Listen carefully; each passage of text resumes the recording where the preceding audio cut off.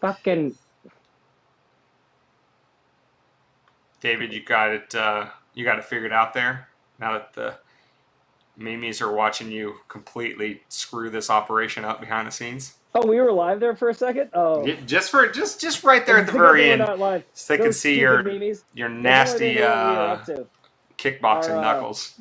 Our whole plan has been to drive them into our sane space, only to convert them to the other side and make them not libertarian, but liberal in all facets, and socialism and just power to the fucking constabulary. That'll learn them to listen to random honyaks on the internet. Yeah. No matter how dapper and good looking we are.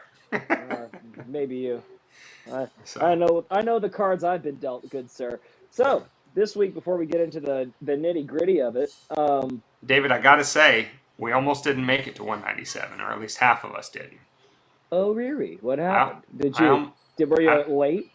I almost lost my life today. I was about this close. So a plane crashed next to you? Did a plane crash? Yeah, that's exactly what happened. Might as well. It was very traumatic. It wasn't Boeing. I have PTSD. It definitely wasn't Boeing. I'm gonna have to call my therapist and talk about this. But basically, I had a glass bottle of water. I was in a glass case of emotion, and I went to grab it off the counter and turn and walk. Go to my desk and get to work. As one does. And as I grab the bottle, I turn, it somehow slips out of my hands, and then I immediately turn back to grab it, like this, and it had struck the side of the counter, but then when it broke off up here, it struck and fell towards me, so when I jammed my hand in to grab it, glass right into my, that kind of hurts. I think I kind of hit the tendon a little bit, but a lot of blood. I gotta tell you. But I had to clean it up. Pretty far away from your heart. That's pretty far away from your heart. I was thinking like maybe you were impaled and you had to I'm gonna be late for the show, and was pulling it out 5 minutes before we went live. Listen, the show must go on. I'm telling you. But it has to. Well, you okay? You can still move it a little bit? Right? Oh yeah. I still have full functionality. A lot of blood, a lot of glass.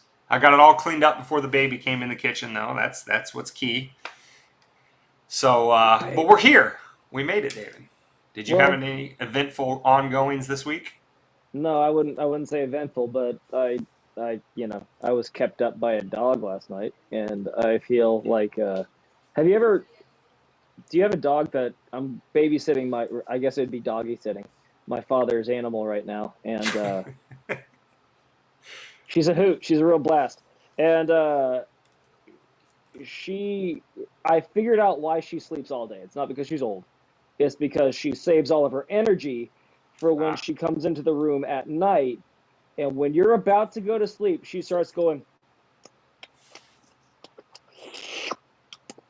on her own genitalia for about, I don't know, 50 fucking hours.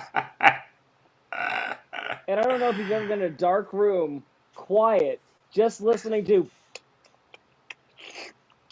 on what you can tell is skin. It's bare skin. She doesn't have anything on her belly, so it's just smacking and smacking. And nothing on your body tastes that good. Do you not sleep with a fan to muffle the noise or something? No, this is the loudest smacking I've ever heard. This is like that. How many licks does it take to get to the center of a Tootsie Pop? And it's like that, only smacking. So needless to say, I feel like that was like a dry run for patients with a baby crying at night, and I absolutely failed it because she did it for about 30 minutes. I was like, dude. Well, just let me. Did you go all Christy Gnome and kill the dog or no? No. Well, then you passed. You passed. You're allowed to get mad at things. You just can't commit violence. I knew she wouldn't understand because she's a fucking dog. Not unlike a baby. Yeah. I feel like some of it carries over. Like, your kid's always looking at you like, I think you said some shit to me when I was crying one time. Or if you're Terrence Howard, right? He said he has memories from 6 months old and inside his mother's womb. So I listened to that for about 5 minutes. I was like, all right, we're gonna skip this episode. All right, listen, he's way into himself here. not to get too far off the rails, and God love Joe, but sometimes when you cast that net super broad to get as many interesting characters on that show as you possibly can. Don't cut your nose off to spite your face. We might need that broad net. Listen, David, somewhere between Terrence Howard and Dr. McCullough. All right, I have to say we got to be somewhere in the middle, shading to the McCullough side.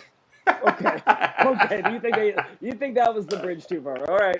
I'm not gonna even give you an updated list on them. You wanna preface what we're talking about, or do you want to just jump in? Let's do it. Let's tell the memes at least what we're talking about, and then we'll jump in. Well, we're talking about one of the 7 deadlies, guys. We're talking about pride and how it's actually your downfall, and we'll get into that after this. Let's jump in.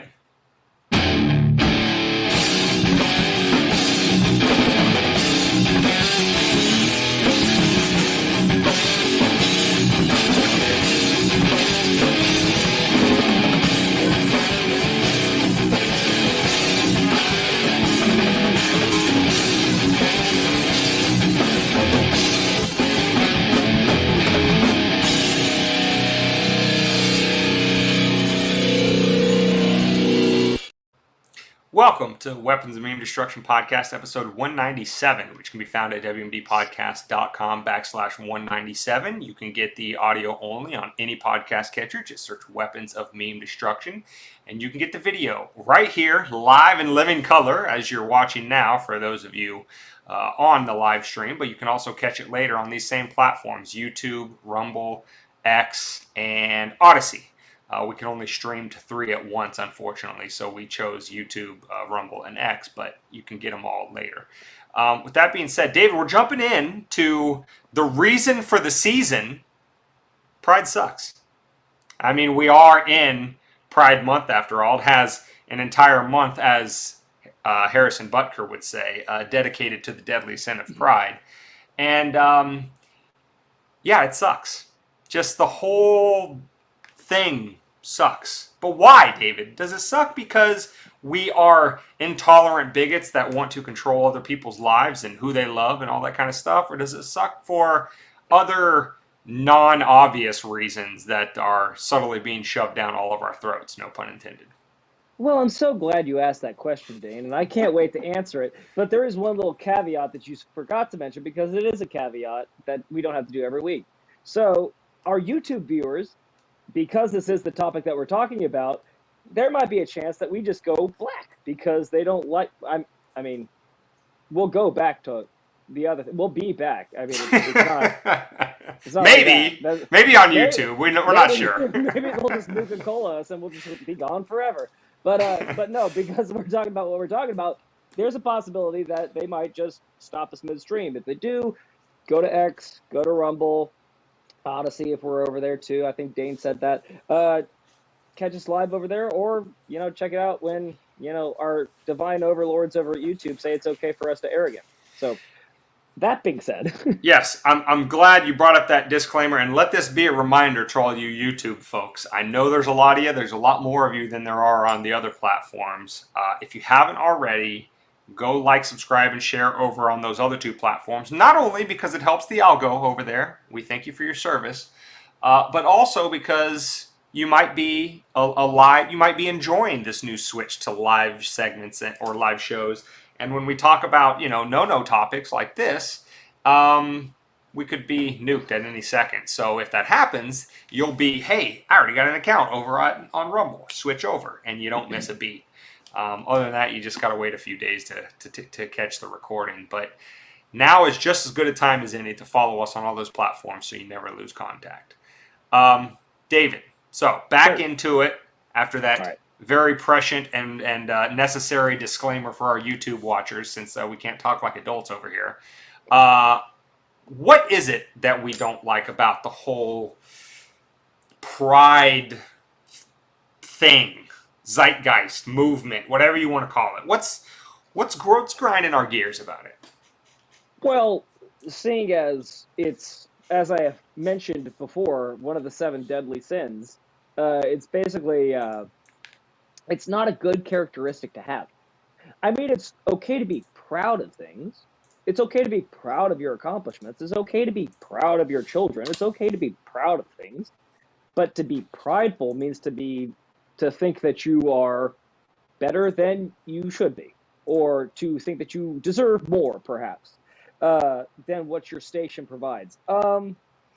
It leads to a lot of very bad outcomes, this pride. It doesn't lead to self-reflection, which I believe is the key to growth as an individual. It's boastful, which, I mean, just in a party setting, it's not nice to, well, I did this, and then I did this, and then guess what? I did this too. Oh. And everyone's just sipping their cocktail, kind of like, yep, that's just who they are. But you're not a good hang if you're a prideful, boastful person. So just off the rip, it's not a good characteristic to have. And then there's phrases that come to it. I'm just going to throw this one out there. Pride cometh before the fall. Now, with that, Dane, I kick it back over to you. And how would that apply to what we're talking to tonight? Or talking about? Well, in terms of pride cometh before the fall, there's a lot of it coming from, the celebrities and the politicians and basically every mainstream institution out there that wants to shout anybody down that has anything other than full-throated support for every single thing, no exceptions allowed, for what the Rainbow Mafia wants to do and wants to accomplish. And, kind of the impetus behind our show title this week, and the topic that we're talking about, was an event that happened earlier this week at an Adele concert. Because she is a prime example of what David was just talking about, of somebody with excessive pride. And pride in her ability to control what other people do or say just because she's a famous person. So since this is only about a 30-second clip, we're going to play it. I think I got everything figured out from last week to be able to share the audio. But David, give me the secret symbol if I start playing this and you can't hear it. And I'll stop wasting everybody's time.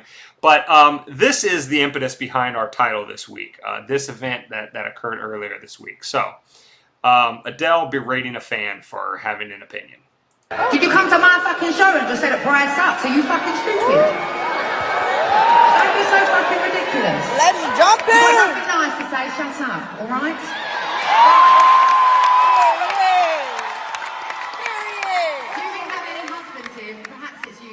Do we have any husbands here tonight who have been dragged along? I will not be offended. You can cheer. Do we have any husbands here? You will thank me later because I'm really going to turn your wives on tonight, right? And you're going to end up. So, what? I didn't. What did she say? I couldn't catch that. There towards the end? No, the beginning. What did she say that it was? What shirt was he wearing? No, he wasn't wearing anything. He said out loud, "Pride sucks," I think. And then she, yelled back at him, "Did you really come to my show and say pride sucks? If you can't, say nothing nice, don't say anything at all, whatever."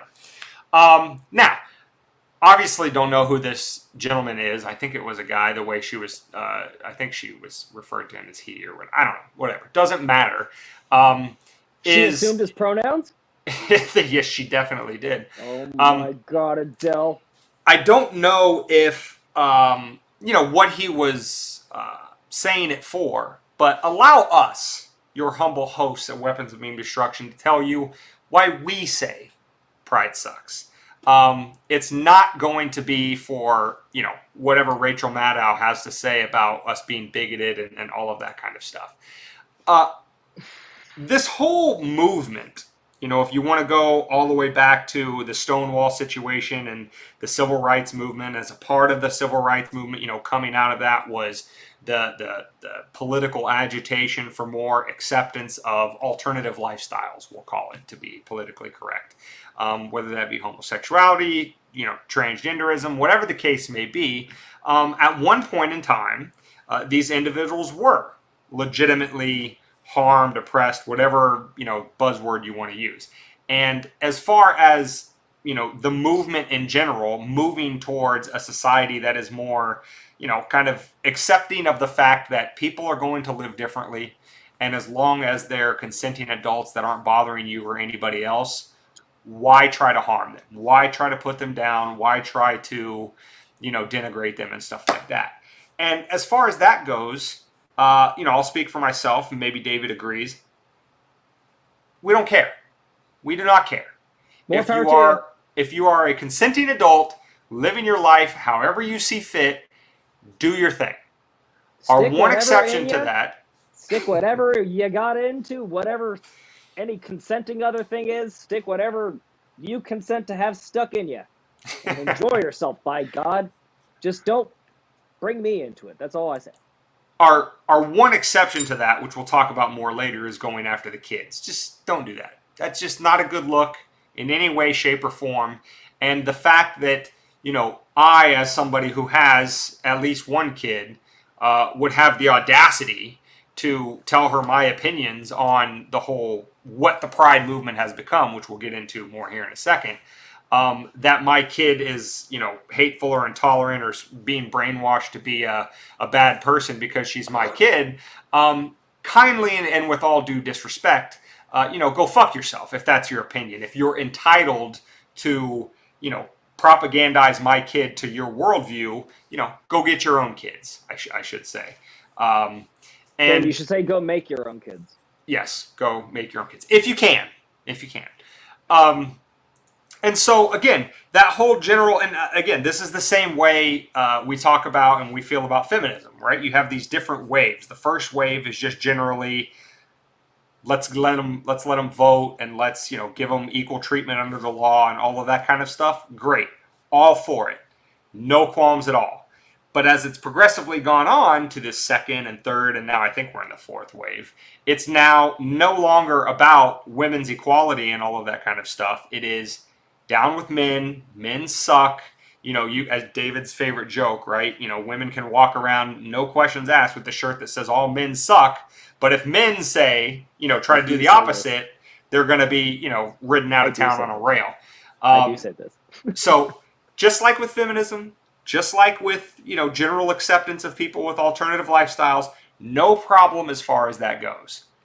But it's the commercialization, it's the corporatization of it, it's the use of the political apparatus to force your worldview on other people. Like, isn't that what you were upset about in the civil rights movement? You didn't want to have other people force their worldview on you? Well, now you're doing that with the state. That's the problem. That's what we have a problem with. Well, it's a hypocritical viewpoint. It's them coming out and saying all men suck, they're evil, toxic masculinity, Me Too started that movement. But then, as it always happens, they insult, why are women getting paid less to do the same job? And then we just raise our hand, say, in light of sports, it's because you don't do the same thing. And they're like, oh, it's soccer. Well, it's not exactly. It's entertainment. If people don't fucking watch, it doesn't make any money. Just ask this podcast about that. Anywho, figured that'd get a laugh. Yeah, got to do it to keep from crying. Yep. But anywho, if you don't have viewership because no one's interested in your product, that's not somebody else that made a product that everyone loves. That's like if someone wanted to compete with Amazon and they created a shitty platform that gives you one of every three things, and they expect to get paid the same as Amazon that can literally bring you anything at any time of day while you're moving. Probably they have drones now, they can probably bring it to you while you're moving. So like it's two different things. And then to find out that percentage wise the women actually got more money during their tournament that nobody watched than the men did for one of the biggest tournaments ever, but they still complained until the men had to give them proceeds from their tournament. Which part of that made fucking sense to you? When was the last time a woman had to give a man something because it was unfair? Actually was fair, but they complained so much that it wasn't fair that it was given back to us. I can't think of a fucking thing. Like the WNBA is subsidized by the NBA. Like, they're helping you, and you're still talking shit on us. Like, I don't know what else to say. Bill Burr had a whole 20-minute rant on this, and he thought it through a hell of a lot better than I just did. But again, it's like we just wanted to be equal but different, but now it's not equal but different. Now it's like all men are bad, all men are this, all men that. Like, Right. How Right. did you get here? They are now becoming, and to loud cheers and applause, the monsters that their movement started to fight against. Again, whether in the context of feminism, whether in the context of pride and the civil rights movement and all of that kind of stuff, it started out as, we are a group that is kept, for lack of a better term, in second-class citizen status. Whether it be in terms of women and, literally not being allowed to vote. I'm not aware of any law that ever said that, homosexuals or transgenders couldn't vote, but in other respects, they were discriminated against. And so the movement started out as, give us some equal treatment, if under nothing else, at least under the law. And now it's come, right. And now it's come around full circle to the effect that these formerly, you could argue, at least more plausibly than you can today, oppressed groups are now harnessing the power of the state to try to oppress other people who have the audacity to say, well, I'm kind of more traditional in my worldview. I'm not going to stop you from engaging in your alternative lifestyle, but I really don't, personally agree with that. I think marriage is between a man and a woman, and I think the nuclear family is a good, valuable thing to be upheld by society. It creates stronger, more resilient children, happier, healthier, long-term life successes, blah, blah, blah, right? For having that opinion, which is not hateful, not bigoted, not in any way oppressive, it's just different. For having that opinion, this movement of quote-unquote pride is now literally throwing people in jail. This is how Jordan Peterson came to fame. Jordan Peterson was just a, academic professor at a Canadian university, and he had the audacity to say, listen, if you come to me and tell me that you want me to use X, Y, or Z pronoun, I will use it out of mutual respect. However, what I will not abide by is you compelling my speech in one form or fashion under threat of prosecution under the law. And again, isn't that exactly what they started out fighting against? Is being mistreated under the law simply because you had an opinion that wasn't aligned with whatever the standard prevailing worldview is. Now they have lived long enough to see themselves become the villain. And what's even probably more grotesque than that, than simply becoming the villain, is that they still cling to this false narrative that they are, the oppressed group.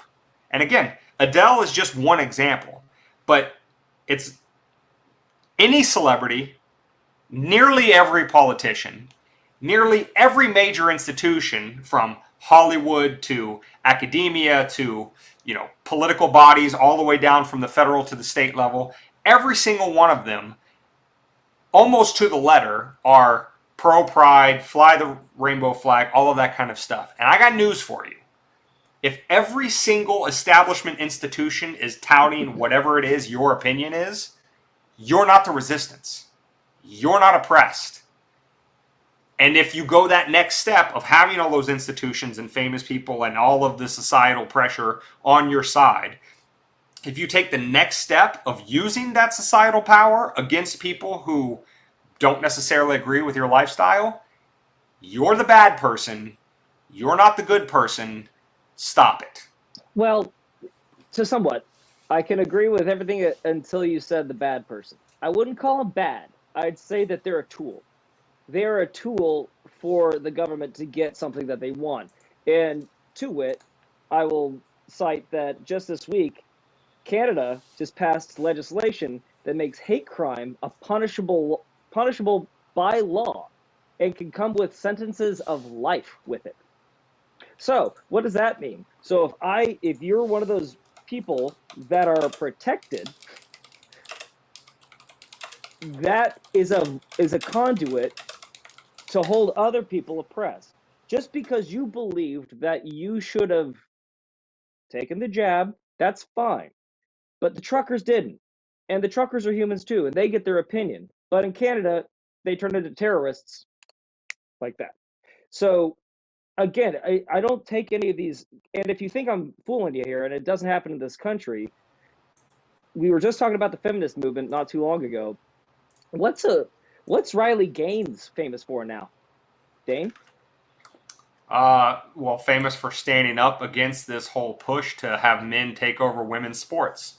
Yeah, so they were being helped. We were all about women's rights until all of a sudden there was a more oppressed group. And now we got to be all about their rights. And to hell with women's rights, we got to support these other downtrodden at the expense of women now. So again, it's whatever tool they're using to get as much of a control over whatever narrative that they want or whatever power they're trying to seize at that current moment. Don't be a tool, be cool. Yeah. I don't know. That's all I can think of in that moment. Yeah, so here's what David was referring to, the move to amend the criminal code to boost maximum sentences for quote-unquote hate crimes. And again, I know you're going to read the second line of that highlight and say, oh, well, yeah, that's if you carry out a crime motivated by hate. Well, again, the way they define crime is, leaves a hole big enough to drive a Mack truck through. It's not just if you commit violence in pursuance of hate, which I think we can all agree, yeah, that's pretty messed up. But people do violent things all the time, which carry far, far lighter sentences than life. I think I was reading the other day because I had forgotten how long he got. And this wasn't even intentionally violent, but the Henry Ruggs, and for our non-American listeners, that was the former first-round pick of the Las Vegas Raiders. Yeah. In his second year in the league, he's out partying. He's driving his, I think, Corvette, down the road at hundreds of miles an hour, hits a woman, kills her. And I think his prison sentence is 10 years. So, I'm not one to say that sentence is right or wrong, but I'm just saying that a life was literally taken and 10 years versus if this passes in Canada and, goes into effect, etc., for the abstract commission of a quote-unquote hate crime, which may or may not even involve violence, depending on if you fall on the wrong side of the DA and you find a jury of your peers sufficiently brainwashed enough to actually think that warrants a life sentence, under the law, you would be able to get that. Maybe there were laws, back during the civil rights movement when, Stonewall and all that kind of stuff was happening. Maybe there were laws. I know there were like anti-sodomy laws and things like that. Boo. But I don't know of any laws that necessarily would put you in life for prison for being a homosexual. I think there were criminal penalties in some places, but I could be wrong about that. But I'm just saying, if your goal is to liberate, if your goal is to create an equal, fair, more tolerant society, right? Aren't you all, big fans of tolerance? That also includes being tolerant of opinions and lifestyles that you disagree with. You may disagree with the husband and wife nuclear family lifestyle, but they get to live out their life just as comfortably and peacefully as you do. And on that point, which I said we would get to here in a second, of not targeting children, they do. And when they try to tell you they don't, and that's just a Republican, fascist, conservative, Christian,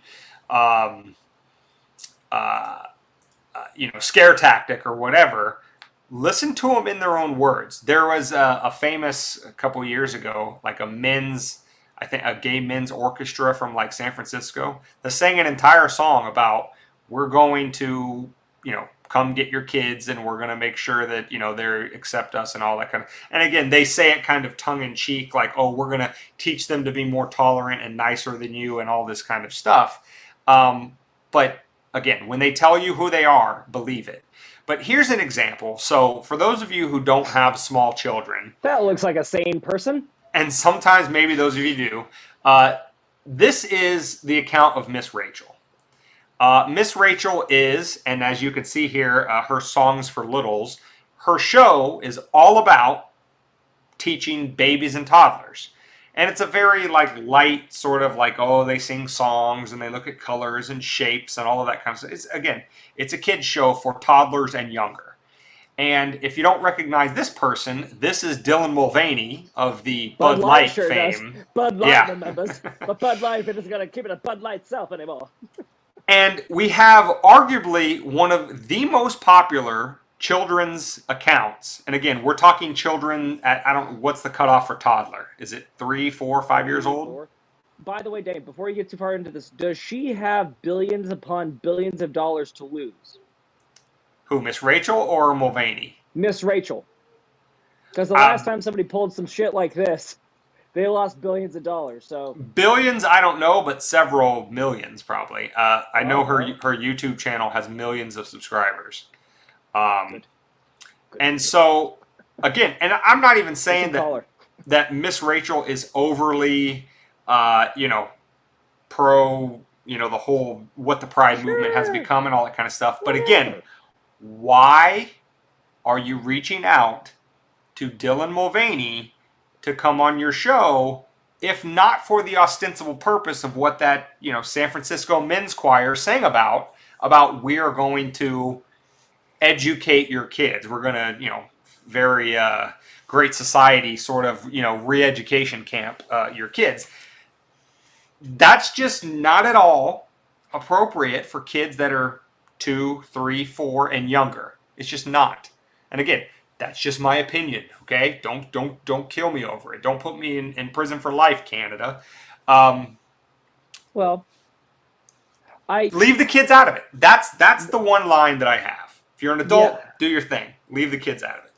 I get it, and I can get kind of like how I was explaining in the Robert De Niro thing to a couple of friends of mine. Or I guess I could call them relatives because that's what they are. When you just kind of do it, when you just know that that's what kind of is in the air and it's Pride Month. Miss Rachel probably just reached out like Dylan Mulvaney, very popular transgender person. Why don't we get her in, or her? I did get it right? Her. Why do we get him in to shit? Because she still goes by Dylan, right? Yeah, but like Dylan is like a unisex name. Dylan can be both male or female. Fuck. Now you're just trying that Uno reverse card on me. Now there's no right answer for this. So I thought it was Dylan the other way. Anyway, it doesn't matter. So she probably just thought that, hey, let me just do something for Pride Month. Just inauspiciously contact this person, have them sing one of these little tunes and whatever. They probably didn't think much of it. But the implications is like you said, do kids really need to be introduced to that at that age? Do they really need to know that sometimes daddies lay with daddies, sometimes mommies lay with like, they don't need to know. They're a toddler, for Christ's sake. They're working on not shitting the britches and getting that next bottle or that next whatever Gerber baby food is pumped into them and taking a sweet-ass 5-hour nap and then waking up later and screwing up their parents' lives again. So I don't think that a toddler, I mean, like you said, it's not necessary, so we don't need to do it. So in most contexts, I am a big fan of benefit of the doubt. I would hope that I get it.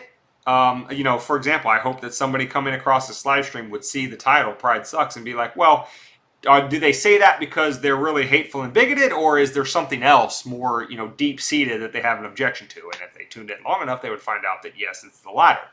So I'm a big fan of benefit of the doubt. However, there is also the other side of that coin, which is the boy who cried wolf syndrome, in the sense that if you give the benefit of the doubt again and again and again, and you're constantly proved wrong that the doubt was not well placed and that you should have, figured that they were out to do what they were out to do, at some point you have to step back and be like, okay, you don't get the benefit anymore. And like I said, Miss Rachel is a mega platform in terms of how many eyeballs view her content. At the same time, there is no way that anybody, I don't care how disconnected you are from the world, don't watch the news, don't whatever, there is no way that you are so tone deaf that you don't know that the primary objection to this whole transgender stuff, the whole thing is the involvement of kids. That's the whole thing. If you want to take, chemical castration, what's the hormone blockers and all of that kind of stuff, if you want to have surgical interventions to, switch genders, all of that kind of stuff, almost nobody has anything to say about adults doing that, 18 plus. Everybody always points back to, why are you forcing this on kids? Why are you talking to kids about this? Kids don't have this. I saw this one thing the other day. These two girls, I don't know who they are, but they're like very tomboyish. And they're like, they had this hashtag, save the tomboys. And they're like, I'm so glad that I grew up in the 90s and 2000s where I was a tomboy and I was a little bit different, but nobody told me that I was, there was something wrong with me for being a tomboy, because I probably would have fell for what is forced on kids today. And I may have done something drastic that I couldn't take back. I'm really glad that I didn't grow up in this time so that I could live my life out to be a tomboy. And now I'm an adult woman who is still a tomboy, by the way. But I love my, the fact that I am also still a girl. I'm still a woman, whatever. And so what I'm saying about stuff like that is, I would love to give Miss Rachel the benefit of the doubt and be like, well, she just didn't realize it. It was a perfectly innocent thing, David, like you're suggesting, of Dylan Mulvaney is this, I think she's big. I think he. I'm sure they were trying to like. I think he previously worked on Broadway, so right. In terms of talent of like singing and stuff like that, like what she wants him to come on her show and do is sing, is he's legitimately talented in that way. Yeah. And so maybe it was an innocent thing like that, but again, we've given the benefit of the doubt so often, and I mean, how tone deaf can you really be to intentionally target it at a children's audience, and especially children that young. Sorry, I'm done. Yeah. Okay, you're right. Making sure. All I was gonna say is all you need to do is go to TikTok and just look up "angry parents school board," and you get a litany of angry parents bringing in, like, I watched one that was a father reading off like some illicit stuff. And they're like, sir, this is a school board meeting. This, you can't. And he goes, oh, no, this is in my first grade son's required reading. Textbook, yeah. Yeah, textbook. So if you guys are uncomfortable with it, how do you think my son is? But I'm going to keep going. And he just kept going and going. And they basically had to shut him up. And goes, and I think, and maybe I'm conflating the two, but I think he said, if I called my lawyer and if you guys do not step down by this time tomorrow, you're all getting sued for child pornography or some shit like that. But and it's not one off. I'm getting them conflated because there's many of them, and it is true that children need structure to grow, like to know that you go to bed at night, you wake up in the morning, and then you go to school while mommy and daddy goes to work, and then you do your studies, and then you go to bed. Yada yada, rinse and repeat. Do that. That's how they start to understand the world, and once they have a fulcrum of that, then they can start to deviate off and add more things like soccer practice and this, that, and the other as they mature into it. Listen, I won't tell you, I'm past my 31st birthday, so I'm still figuring shit out about myself, and I can still get the wool pulled over my eyes many times. So I kind of like that tomboy story. I'm sure that if something like this was given to me in class, I would have been kind of, you don't see the subtle nudges, but it goes down that route, and you don't need it at that point. You don't even need it in like 5th grade. I think, is that what you had, sex ed? Something along those lines. But to that point, there's a I don't know if famous, but there's an old, I think, Jesuit saying where it's something like, give me the boy before the age of 7 and I'll show you the man. Right? Mm-hmm. We throw around this phrase formative years, and sometimes we think about it broadly, like into the teens and all that kind of stuff. But when you look at all of the I don't even know what scientific discipline this would be, but the one that examines like the formation of speech and, you know, critical thinking and all of that kind of stuff, it all happens primarily before the age of 7, definitely before the age of 10. And so going after kids that young for this stuff not only is wildly inappropriate because they're fucking kids, but then to especially go after that particular age range, which we all know is the age range where a lot of things are inculcated for life, which after that point, it's hard to break those things. You know, it's not purely just about, oh, more representation means they'll be more tolerant and all of that kind of stuff. Again, I grew up, had absolutely none of those representations on my kids' programming, you know, that was directed towards me. And as far as this goes, we laid out at the beginning of the show, I am as tolerant can be as expected of somebody who simply has a different way to live their life and chooses to do it differently. Again, I have no hatred or ill will in my heart towards these people at all until they either A, bring kids into it, or B, try to harness the power of the state to compel me to do something against my will. Because again, golden rule, I will not use the state to target you. If you use the state to target me, you have now created an enemy out of me. Because as far as I see it, the only enemy I have is the state, and then by proxy, everybody who would use it against me. So again, as far as tolerance goes, I'm about as tolerant as you can get. That doesn't mean I have to agree with everything you say, but I didn't get that pounded into my head through children's programming. I just am. And so why do kids today have to see representation of all these different groups? They can be tolerant and all of that kind of stuff without having it shoved down their throat. So, for the record, I just asked you if you had sex ed in 5th grade.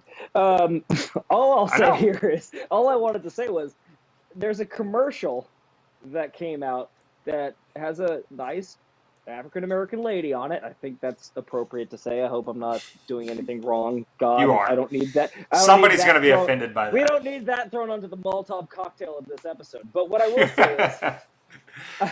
will say is that she goes, I have a 5 and a 3-year-old at home, and until further notice, grapes are candy. And that sums up my point. That's how impressionable they are. All you have to tell them is that this thing is candy. That's what all those other kids are talking about. Enjoy this candy, and they're actually having something good for them. How many parents use that as a way to get them to eat fruits and vegetables? Or you'll grow up big and strong because you ate your freaking vegetable. Like, they're impressionable. Like you said, they imprint very quickly at that age. And if you're looking to imprint something on a child, that's very different than just including yourself into their upbringing. And I think that's the line that you keep bringing up. Like when they keep pushing it, they're looking to imprint, they're not looking to include. And that's the real problem. Exactly. And, you know, the other part of the reason why pride sucks is not the individual, person who may say, you know, I am gay, transgender, whatever, and I'm proud of it. Again, good for you. For your immutable characteristic that you were born with, again, according to you, that you were born with, that has nothing to do with the content of your character, it just is. It is just a personal descriptor about you. It is what you're attracted to or what gender you feel like or whatever the case may be. As far as those things go, great, don't care. But what has happened to this whole pride movement, right? With you know, the flags everywhere and painting the streets and, you know, everything that goes into that is the complete bastardization of that general, hey, just accept me for who I am kind of thing into this corporate, kind of bludgeon, for lack of a better word, that has also been used by the state as one other example of divide and conquer. They will divide us along racial lines. They will divide us along socioeconomic lines. They will divide us among, you know, nationality, religion, whatever the case may be. And another way to do it is to divide along gender lines or divide along sexual orientation lines and all that kind of stuff. And to David's point earlier in the show about being a tool for that kind of thing, if you are leaning in to this corporatization where freaking, and this gets into the last part of the segment where, Raytheon or Lockheed Martin or Northrop Grumman or Boeing, these massive defense contractors, which make lots of money going around the world killing people. How's that for tolerance and acceptance? They'll change their little logo for the month of June to be a rainbow logo, and it's all yay, and no questions asked for what that company does the other 11 months out of the year. To allow your movement, however you self-identify, again, these completely irrelevant things that have nothing to do with the content of your character. I think somebody famous said that that's how you should judge people. That is being used by these companies to, in a banal type way, kind of gain social credibility and moral credence because they change their logo to a rainbow for a month and then they just continue bombing and destroying people all around the world. Like, if that's what your movement is being used for and you're happy for it just because you saw some rainbow flags, I gotta say that your moral compass is exceedingly shallow. If you fucking have one. Yeah. Well, again, I kind of want to call back the feministic movement and kind of bleed it into this. Dane, quick question: can you force someone to love you? Can even God, through your beliefs, can even God force you to love him? No, I believe that's kind of built into the whole system, right? Correct. The reason why God gives you free will is because he can't force you. Love cannot be forced. So, what is the Me Too movement? It's forcing people, they forced men to take a look at how things have been done. And yeah, the Weinsteins of the world, burn in hell. That's terrible what he did, and we can discuss that at a different time. The Crosbys of the world, burn in hell. That's terrible what he did. Agreed. Aziz Ansari, on the other hand, not so much. For having a consensual date a couple times, and she did whatever she did and said, well, retrospectively, I didn't like it, so there you go, Aziz, you're canceled. Well, what did that lead to?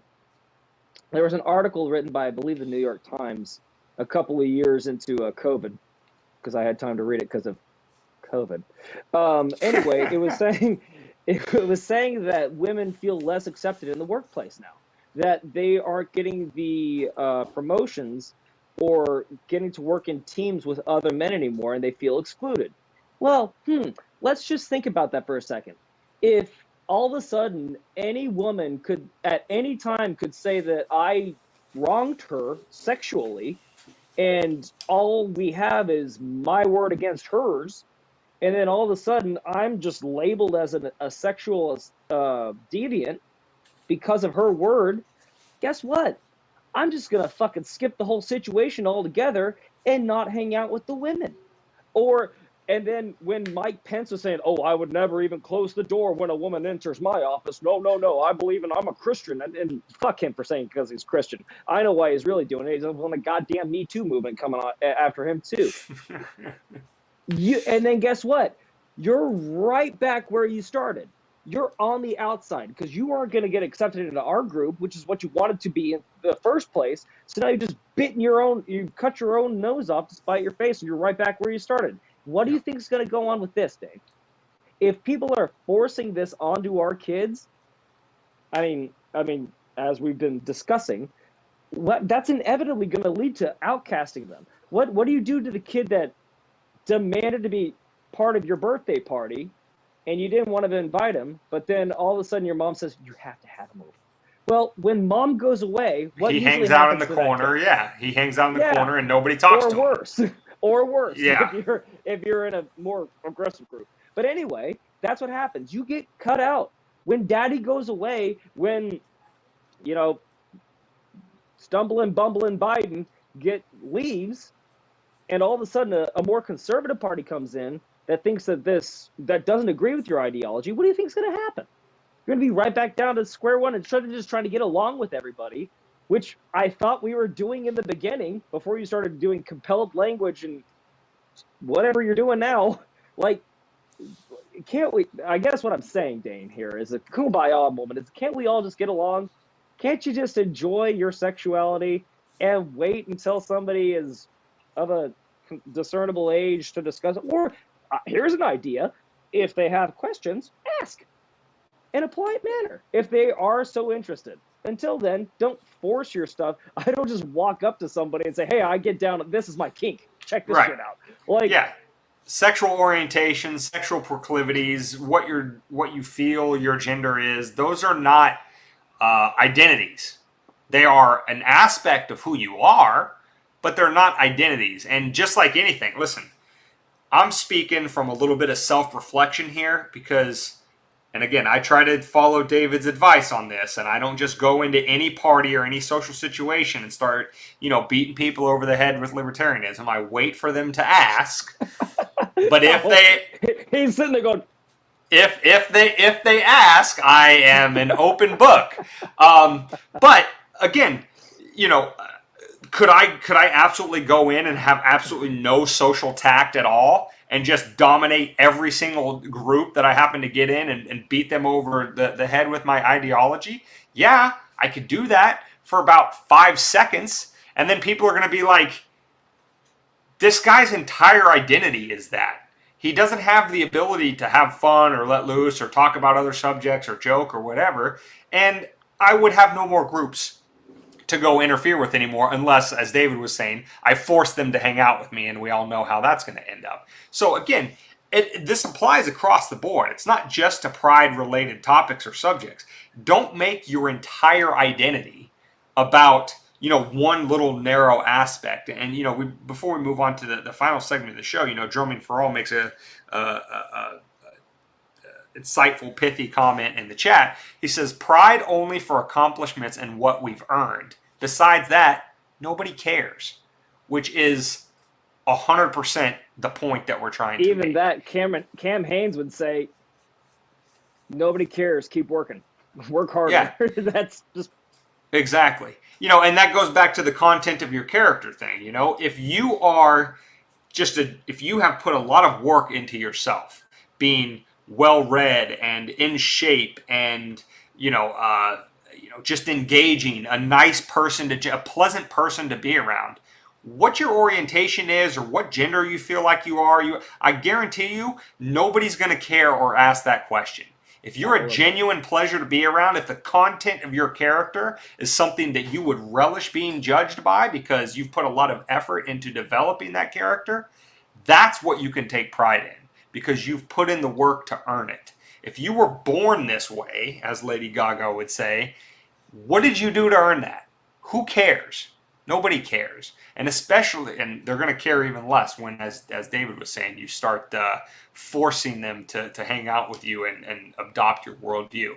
But if you ever doubted what David and I are saying about how cynical this whole pride movement has really become, and one of the now chief purveyors of it, using its monopoly on violence, the state, I hear your rainbow flag at the White House, and I raise you the recent passage of the amendments to the National Defense Authorization Act, because tucked away in that several hundred-page bill were some amendments, some changes to the selective service system. And one of those changes... And Dane, what is the selective service again? Just in case, for the layman, it's called what? Yeah, what happened to the selective service?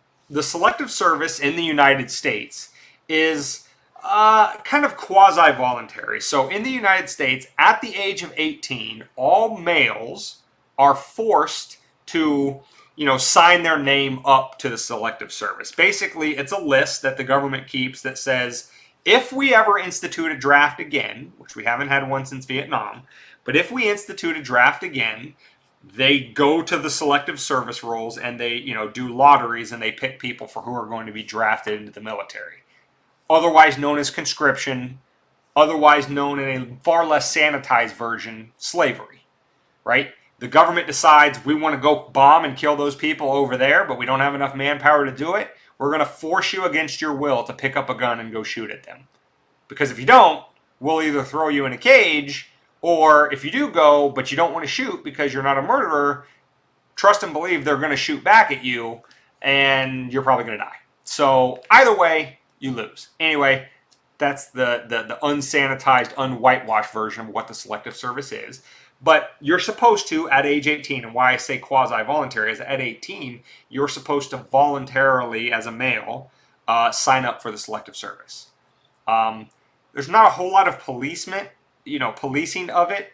If you don't do it, not that big of, you can get in trouble. It is illegal not to sign up for it. But the NDAA was recently amended to no longer ask you to do it. It now is automatic. So Section 3A, or Section 531, subsection 3A of the NDAA now reads as follows. Except as otherwise provided in this title, every male citizen of the United States and every other male person residing in the United States, so not just citizens, also people residing here. Who does that include? Illegal immigrants. Between the ages of 18 and 26 shall be automatically registered under this act by the director of the Selective Service System. Now, Dane, David, fellow sane spacers, what does this have to do with pride? Well, it seems that when the government is kind of starving its war machine, it really needs a boost to its numbers. And despite all of this, women can do anything men can do, and it's all equal, and it's all, kumbaya and all that kind of stuff. Everybody always kind of knows in the back of their head that if you want something physical done, you're going to go to men for obvious reasons. Testosterone, bone density, general muscle mass, etc., etc. We've always known Joe Rogan, Dane. So, what has the government and its infinite wisdom done? It has completely betrayed all of its principles in terms of what's the phrase? Transgender women are women, and all of this other sloganeering that takes place under the auspices of pride that says that, there is no difference between men and women. It's purely a social construct, and this is why men can compete in women's sports as long as they tuck, and all of that kind of stuff. Well, the government doesn't seem to agree with that, because what is a male under this automatic registration under the Selective Service? Well, under the Act it says, quote, Selective Service bases the registration requirement on gender assigned at birth and not on gender identity or gender reassignment. Individuals who are born male and change their gender to female are still required to register. Individuals who are born female and change their gender to male are not required to register. Well, isn't that something? When the war machine is starving because it fights endless, pointless wars that have nothing to do, that don't do anything for the American interest, but enrich all of their, rainbow logo during the month of June military-industrial complex buddies, and money launder for the rich and powerful here in the United States, and basically piss off the rest of the world against us, when nobody wants to sign up for the military because of that, and then a bunch of people are washed out because the military forced an experimental drug on them over the last 4 years, and the numbers are really struggling. When push comes to shove, all of the rhetoric falls away. And the government says, yeah, we'll fly our rainbow flags, and we'll, kind of give you breadcrumbs off the scrap table. But when push comes to shove, a male is really a male from birth. And when we need somebody to pick up a gun or drop a bomb, and we're going to force somebody to do it against their will, it's going to be men. And that's going to be determined by what they were, quote-unquote, assigned at birth. I certainly hope there aren't memes out there that feel like tools right now. But I'm sure that somebody that stumbled into this goddamn podcast just might a tish. But with that mic drop moment, Dane, I've got nothing more to say. I think we've driven our point home quite well. Do you have anything else? No, just a couple more comments here. This one from Alexander. He says, first, some people are just not meant to communicate in groups. Question mark. I know he sent this a few minutes ago. Do you remember what we were talking about then? What that would be referring to? Some people that if they force themselves into a group or yes, they are shunned, right? That is also true. Yes, and then his last comment there is that happening in Canada? I think he's referring to the forcing of people to do things again. Or maybe it's the NDAA stuff. No, if that's what you're referring to, Alex, no. The NDAA is in the United States only, the National Defense Authorization Act. It is. Okay, yeah. It's basically the reappropriation bill every once in a while that the government or that the Congress passes to basically do everything from appropriating funds to the military to setting general military-wide policy like this, for example, the draft and all that kind of stuff. So, no, I don't know if Canada has something similar to what the United States calls its selective service, where it forces registration of males from the age of 18 on. I don't know if that exists, but yes, in terms of this conversation about the NDAA specifically, that's the United States only. So. But yeah, with that being said, comment and chat fully addressed. David, that's all I got. What do you think about 198 for next week? Oh, well, we might have guests next week. We might. Well, should I say it if it's not confirmed? Because I have no fucking idea what's happening next week, and you have a better idea than me. Perhaps you should tell them what you think about 198 next week. So, as we told, and for you long-term Sane Spacers, you'll know that we have appeared a couple times on the Whiskey Capitalist podcast, and good guys over there, and they have asked us to come back to be guests on their show. And also, we told them once we get our legs underneath of us with live streaming and just this whole production we have going on here to be able to host guests, we would ask them to come here. So I think next week, after we've done, what is this, our third live stream so far, I told the Whiskey Cap boys that, I think we have our sea legs under us, and so that we could potentially have them on next week. So if we can get that all lined out, it's not confirmed yet, where they can come on to the same time, 6 p.m. on Friday, 6 p.m. Eastern. We'll have the Whiskey Cat boys on us, and we'll just have a good old time. The four of us just chatting it up and enjoying life. Getting canceled. Sounds like fun. But until then, how can they wet their beaks on 197? They can find this episode at wmdpodcast.com/197. They can get the audio only on any podcast catcher. Just search Weapons of Meme Destruction. They can get the the video on YouTube, X, Rumble, and Odyssey. They can find us on Instagram, X, TikTok, private members only Facebook page at $5 a month or more of support. They can click the link down below. You also see it here on the screen, the Buy Our Merch tab, to go check out our merch store. We're constantly putting in new stuff and trying to keep it fresh for you guys over there. We have a Bitcoin link. If you would like to donate Bitcoin, just click down below on this video. And most importantly, do all the free stuff. Like, subscribe, share, join our email list. Text that number that you see rolling across the bottom of the screen. That's 610-596-9637. That's 610-596-WMDP. Those are all the ways to stay in contact with the show, completely free to you, because you never know when we're going to get nuked off your favorite platform. So stay in the sane space, stay connected, and as David always says, I'm not going to steal his thunder, stay something. You can't let me have anything on this fucking thing, can you? You almost took it from me.